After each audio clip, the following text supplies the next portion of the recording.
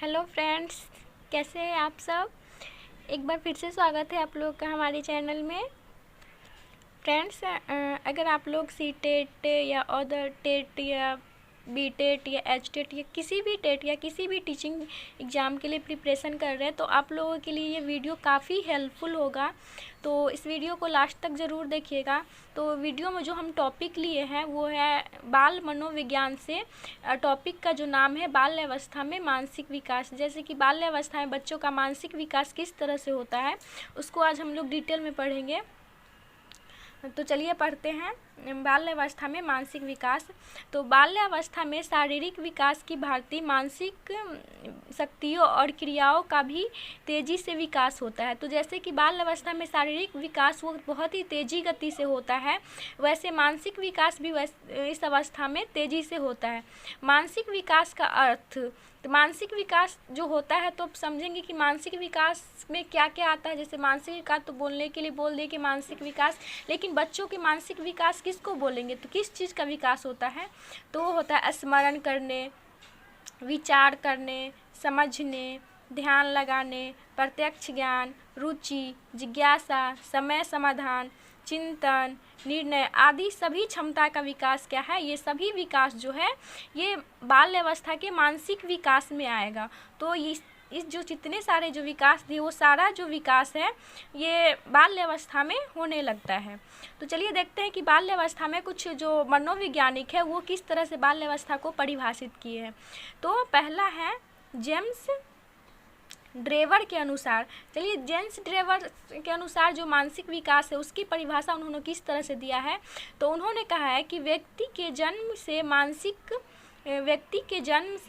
मानसिक क्षमता एवं मानसिक विकास तथा संगठन की प्रक्रिया को मानसिक विकास कहते हैं। तो मानसिक क्षमता, मानसिक विकास एंड संगठन की प्रक्रिया को मानसिक विकास कहा है। किन्होंने कहा, तो जेम्स ड्रेवर के अनुसार, मतलब जेम्स ड्रेवर में कहा है। तो अगर आपको एग्जाम में ऐसे भी पूछे कि व्यक्ति के मतलब मानसिक क्षमता एंड मानसिक विकास तथा संगठन की प्रक्रिया को मानसिक विकास किसने कहा है, तो ये बोल सकते हैं कि जेम्स ड्रेवर ने कहा है। नेक्स्ट है क्रो एंड क्रो के अनुसार। क्रो एंड क्रो के अनुसार मानसिक विकास क्या है, तो वो है जब बालक लगभग 6 वर्ष का हो जाता है तो उसमें मानसिक योग्यताओं का लगभग पूर्ण विकास हो जाता है। तो क्रो एंड क्रो का कहना है कि 6 वर्ष के जब होता है बच्चा तो उनमें मानसिक विकास क्या है वो पूर्ण हो जाता है। ये कहना है क्रो एंड क्रो का कहना है। अब चलिए देखते हैं बाल्यावस्था में मानसिक विकास। जो बाल्य अवस्था होता है वो 6 से 12 साल की अवस्था होता है। तो उस अवस्था में जैसे 6 साल में स्टार्ट होता तो वहाँ से किस तरह उसका मानसिक विकास होता है उसको हम देखेंगे। तो छठवां वर्ष जो विकास का, मानसिक विकास का, बाल्यावस्था में प्रवेश होने का जो प्रथम जो स्टेज है वो है 6 ईयर। तो 6 ईयर जो बच्चा का चलता है तो उसमें किस तरह से विकास होता है, चलिए देखते हैं। तो जब बालक 6 वर्ष का हो जाता है तो वह 13 से 14 वस्तुओं को गिनने में समर्थ हो जाता है। मतलब 6 वर्ष का बच्चा 13 से 14 वस्तुओं को गिन सकता है, उसमें उससे कोई प्रॉब्लम नहीं होगी। यदि उससे बाईं आँख, दाईं आँख, दाहिना हाथ आदि के बारे में पूछा जाए तो वह सब बता देते हैं। तो 6 वर्ष का बच्चा को जब पूछेंगे कि बायां हाथ क्या है, दायां हाथ कौन सा है, या फिर दायां आँख कौन सा है, दायां नाक मतलब दायां आँख कौन सा है, बायां आँख कौन सा है, तो वो उसमें अंतर बता देगा। उसमें कोई प्रॉब्लम नहीं होगी। एंड पैसे भी वो गिनने लगता है। और अगर उससे बच्चे से पूछा जाए कि और जैसे गाड़ी टूट जाने पर तुम क्या करोगे, तुम्हारा खिलौना टूट जाएगा तो तुम क्या करोगे, तो उस सिचुएशन में वो सही आंसर बता सकता है कि हमें उस सिचुएशन में क्या करना चाहिए। अब है 7वां वर्ष में इस अवस्था में यदि बालक से पूछा जाए कि पत्थर, लकड़ी और शीशे में क्या अंतर है तो वह उसे देखकर स्वयं बता सकता है। मतलब कि वो अंतर करने का भी क्षमता उसमें 7वां वर्ष तक विकसित हो जाती है। जैसे लकड़ी है, पत्थर है, शीशा है, अगर उसको हम दिखाते हैं और उससे हम अंतर पूछेंगे कि इसमें क्या अंतर है तो वो उसे बताने में सक्षम हो जाता है। और वह 7 और 8 अंकों के क्रम को भी दोहराने लगता है। मतलब 7-8 के क्रम को भी वो क्या है वो अच्छी से दोहरा सकता है। नेक्स्ट है 8वां वर्ष। अब 8वां वर्ष में क्या होता है कि जटिल शब्दों का प्रयोग करना स्पष्ट कर देता है। तो जो जटिल शब्द, जो कठिन शब्द है, उसका भी वो क्या है, प्रयोग करना सीख जाता है। इस अवस्था में बालक 16 या 17 शब्दों के वाक्य को दोहराने में सफल हो जाता है। तो 16-17 जो शब्द वाक्य है उसको भी वो क्या है, दोहराने में सफल हो जाता है। एंड 8वां वर्ष में ही बालक को, अगर बच्चे को जैसे मोटर हो या फिर रेलगाड़ी हो, या इस समय अंतर जो हम पूछेंगे तो यह अंतर वो समझने लगता है कि ये मोटर है, ये रेलगाड़ी है, तो इसमें वो अंतर समझने लगता है। और अगर और एक दो एग्जांपल देती हूँ, जैसे बच्चे से पूछा जाए कि तुम्हें अगर चोट लगेगी तो तुम क्या करोगे, तो वो उसका भी सही सही जवाब दे देगा कि अगर हमें चोट लगेगी तो हम क्या करेंगे। तो ये सब जो क्षमता का विकास है वो 8वां वर्ष में हो जाता है।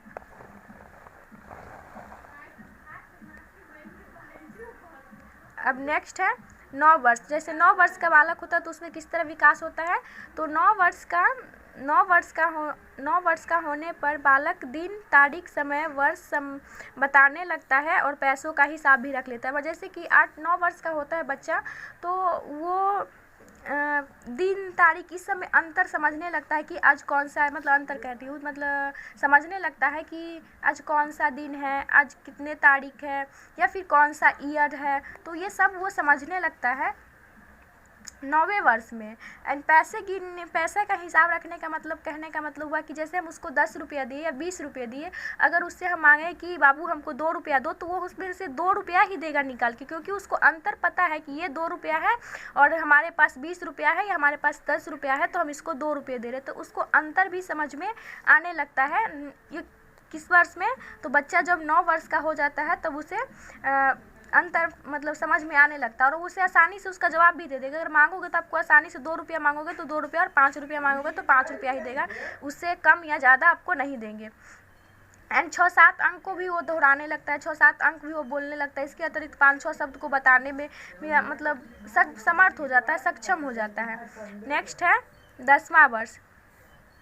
इस अवस्था में बालक समुदाय के परंपराओं, समाज के रहन सहन आदि को समझने लगता है। मतलब जिस समाज में, जिस सोसाइटी में रहते हैं तो उसके रहन सहन, उसके परंपरा, उसके रीति रिवाज सभी कुछ वो समझने लगते हैं।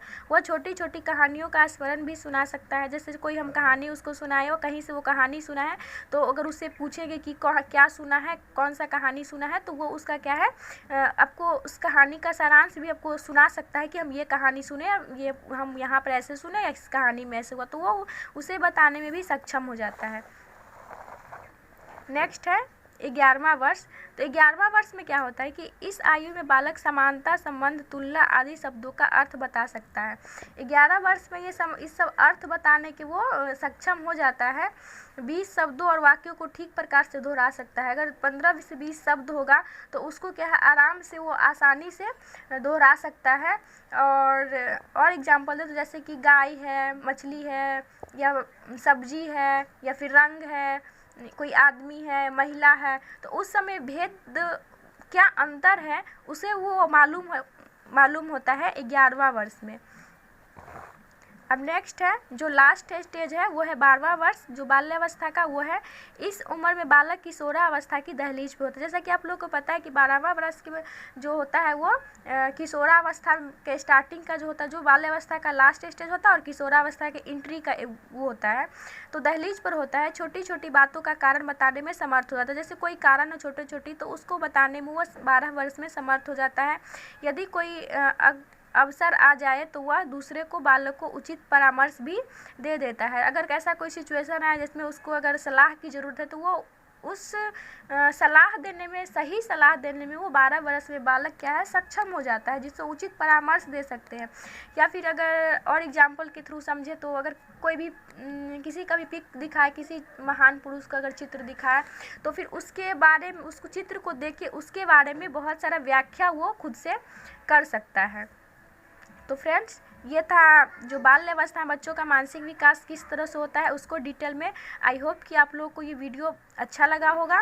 एंड वीडियो अच्छा लगे तो वीडियो को लाइक कर दीजिए, चैनल को सब्सक्राइब कर दीजिए, अपने फैमिली एंड फ्रेंड के बीच ज़्यादा से ज़्यादा शेयर करिए ताकि और लोगों को भी हेल्पफुल मिले। अगर आप लोग सीटेट का पेपर जुलाई में देना चाहते हैं तो आपके लिए बहुत ही हेल्पफुल होगा तो प्लीज़ आप शेयर भी कर दीजिएगा इस वीडियो को, और वीडियो को लास्ट तक देखने के लिए बहुत बहुत धन्यवाद। और आगे हम बाल्य विकास है उसमें और सारा जो टॉपिक है कि बाल्य विकास में शिक्षा की प्रकृति क्या होती है, बच्चों को किस तरह से शिक्षा देना चाहिए, तो उस सभी टॉपिक पे हम लोग डिस्कशन करेंगे और उसको भी डिटेल में पढ़ेंगे, ताकि कोई भी प्रॉब्लम आपको सीटेट के पेपर देने में ना हो और आसानी से आप सीटेट का पेपर क्लियर कर सकें।